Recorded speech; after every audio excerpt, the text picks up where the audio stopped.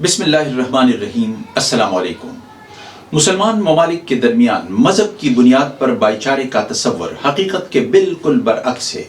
کوئی مسلمان ملک دوسرے مسلمان ملک کے ساتھ اپنے تعلقات کو اپنی مفادات کی حد تک قائم رکھے ہوئے ہیں، نہ کہ اسلامی بھائی چارے کی بنیاد پر۔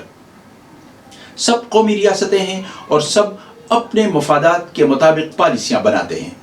امریکہ نے جب عراق کے خلاف ڈیزرٹ سٹارم کے نام سے حملہ کیا تو اس وقت مصر، شام، مراکش، عمان، کویت، عرب امارات اور قطر نے امریکہ کی بھرپور فوجی مدد کی۔ نیٹو نے جب لیبیا کے خلاف مہم شروع کی تو صدر معمر القذافی کو بے دردی سے قتل کر دیا گیا۔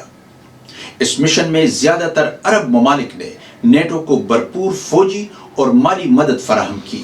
لیبیا تباہ ہو گیا، عوام در بدر ہو گئے، اس کی دولت لوٹی گئی اور آج تک یہ ملک خانہ جنگی کا شکار ہے، جبکہ نیٹو کے رکن ممالک کی کمپنیاں یہاں کے تیل سے اربوں ڈالر کمائیں۔ یمن کی تباہی بھی مسلم پراکسی وار کا تحفہ ہے۔ امریکہ اور برطانیہ نے اس صورتحال سے اپنے مفادات تو حاصل کرنے تھے۔ شام میں بھی یہی صورتحال ہے، جہاں آج بشار الاسد کی حکومت اپنی رٹ کھو چکی ہے۔ یہ ہے چند مثالیں مسلم ممالک کے اسلامی بھائی چارے کی، کہ کس طرح مسلم ممالک کے مسلم حکمرانوں نے اپنوں ہی کے خلاف امریکہ اور یورپ کی مدد کی۔ فلسطین کا مسئلہ بھی کچھ ایسا ہی ہے۔ یہاں پر عرب اور دیگر مسلم ممالک اپنی اپنی سیاست کر رہے ہیں۔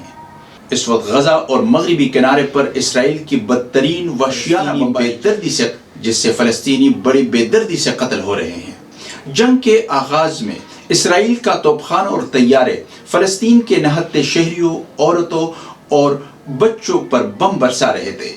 عین اسی لمحے مصر حکومت کی جانب سے مصر اور غزہ کے درمیان امدادی سامان پہنچانے کے لیے رفح کا گیٹ اس لیے نہیں کھولا گیا کہ کہیں آقا ناراض نہ ہو جائے، اور یوں غزہ میں امدادی سامان اور بروقت دوائیاں نہیں پہنچ سکا۔ جنگ کون لڑتا ہے، کس کے فائدے کے لیے لڑتا ہے اور کس کے حکم سے لڑتا ہے؟ میڈیا نے یہ کام اپنے ذمے لے رکھا ہے، اور وہ اس پروپیگنڈے کی تباہ کن اور ناجائز جنگ کو صحیح اور جائز جنگ ثابت کرتا ہے۔ عراق کی جنگ کو آزادی کی جنگ، لیبیا کی جنگ کو عوام کی حفاظت کی جنگ، شام کی جنگ کو جمہوریت کی جنگ ثابت کرتے ہیں، جبکہ اسرائیل کی جارحیت کو یہی میڈیا خاموش تماشائی بن کر دیکھتے ہیں، جہاں پر 25,000 سے زیادہ لوگ مارے گئے، جن میں آدھے سے زیادہ عورتیں اور بچے ہیں۔ اب فلسطین کی بدقسمتی کی کہانی سن لیجئے۔ پچھلے 76 سال سے فلسطینی اپنی وطن کی آزادی کے لیے سیاسی اور مسلح جدوجہد کر رہی ہے۔ 70 کی دہائی میں فلسطین کا مسئلہ بہت تیز تھا۔ اس زمانے میں فلسطینی بلا تفریق ایک ہی مقصد کے لیے آزادی، جمہوری اور ترقی پسند فلسطین کی ریاست کے قیام کے لیے جدوجہد کر رہے تھے۔ فلسطین کی جدوجہد کی آزادی میں مختلف تنظیمیں برسر پیکار تھیں، جن میں یاسر عرفات کی الفتح تنظیم اور جارج حباش کی popular front for liberation of فلسطین نہایت اہم تھی۔ فتح کی قیادت مسلمان فلسطینیوں پر مشتمل تھی، جبکہ پاپولر فرنٹ کی قیادت عیسائی فلسطینی کر رہے۔ جارج حباش اور لیلا خالد عیسائی فلسطینی تھے، جن کی جدوجہد آزادی فلسطین تاریخی حیثیت رکھتی ہے۔ اس کے علاوہ دیگر تنظیمیں السائقہ اور democratic front for liberation of فلسطین بھی شامل تھی۔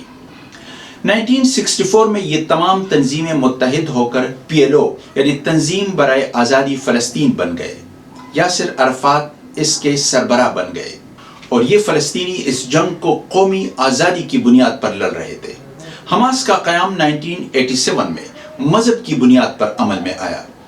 حماس ایک اسلامی تحریک ہے، PLO جمہوری اور سیکولر تحریک ہے۔ یاسر عرفات کی موت کے بعد محمود عباس PLO کے سربراہ بن گئے، جو کہ فلسطین کے صدر بھی ہیں، جبکہ خالد مشعل حماس کے لیڈر ہیں، جو کہ آج کل شام میں جلاوطنی کی زندگی گزار رہے ہیں۔ حماس کے قیام کے بعد فلسطینی اسرائیل سے زیادہ آپس میں لڑنے لگے۔ حماس سب سے بڑی رکاوٹ یاسر عرفات کی الفتح کو قرار دے رہی ہے۔ حماس اور الفتح کی لڑائی سے امریکہ اور اسرائیل نے بھرپور فائدہ اٹھایا ہے۔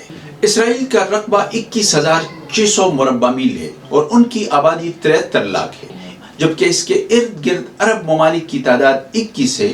مسلم ممالک کا رقبہ 1,40,00,000 ہے، جبکہ ان کی آبادی 34 کروڑ سے زیادہ ہے۔ اسرائیلی متحد اور یکسو ہے، جبکہ عرب ممالک ایک دوسرے کے خلاف برسر پیکار ہے۔ فلسطینی تعداد میں اسرائیلیوں سے کئی زیادہ ہے، اور آج دنیا میں فلسطینیوں کی تعداد 1,20,00,000 ہے، جن میں 25 لاکھ مغربی کنارے اور 15 لاکھ غزہ کی پٹی میں رہتے ہیں، جبکہ باقی اسرائیل، شام، اردن اور عرب دنیا سے باہر لاطینی امریکہ، چلی میں رہتے ہیں۔ آج فلسطینی نظریاتی طور پر دو بڑے گروپوں میں تقسیم ہو چکی ہے۔ حماس اور الفتح آپس میں ایک دوسرے کے شدید مخالف ہیں، اور ان دو گروپوں نے فلسطینیوں کو بری طرح تقسیم کیا ہوا ہے۔ حماس کی حکومت غزہ کی پٹی میں ہے، جبکہ مغربی کنارے میں الفتح حکومت کر رہی ہے۔ ایک ملک دو حکومتیں۔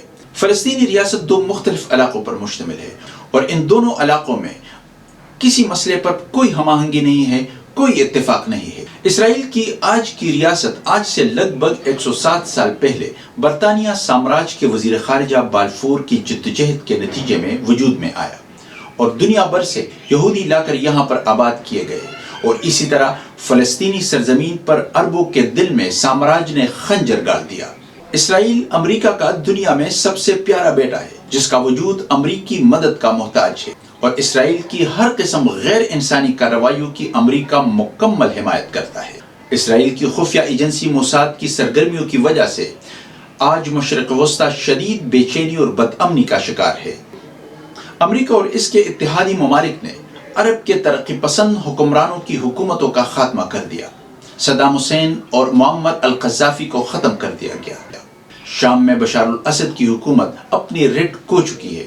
کئی مسلمان حکومتیں اسرائیل کو تسلیم کر چکی ہے، اور آج حال یہ ہے کہ فلسطین اپنی ہی سرزمین پر صہیونی ریاست سے امن کی بھیک مانگ رہی ہے، اور دو ریاستی فارمولے پر بھی راضی ہے۔ حماس نے اسرائیل پر حملہ کر کے موجودہ جنگ کی ابتدا تو کر لی، جبکہ ان کو یہ معلوم تھا کہ ان کا بڑا سخت جواب آئے گا۔ ان کو یہ بھی معلوم تھا کہ کوئی مسلمان ملک ان کی مدد کو نہیں آئے گا۔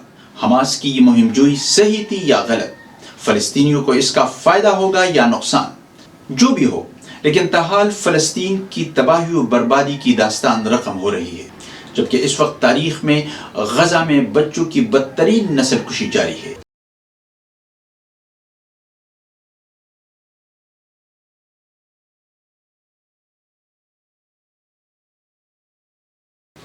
آج فلسطینی نظریاتی طور پر دو بڑے گروپس میں تقسیم ہے۔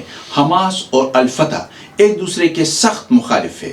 حماس کی حکومت غزہ کی پٹی میں ہے، جبکہ مغربی کنارے میں الفتح حکومت کر رہی ہے۔ دونوں علاقوں کے درمیان اسرائیل کا علاقہ ہے۔ ایک ملک دو حکومتیں۔ دونوں علاقوں کے درمیان کوئی ہم آہنگی نہیں، کوئی اتفاق نہیں۔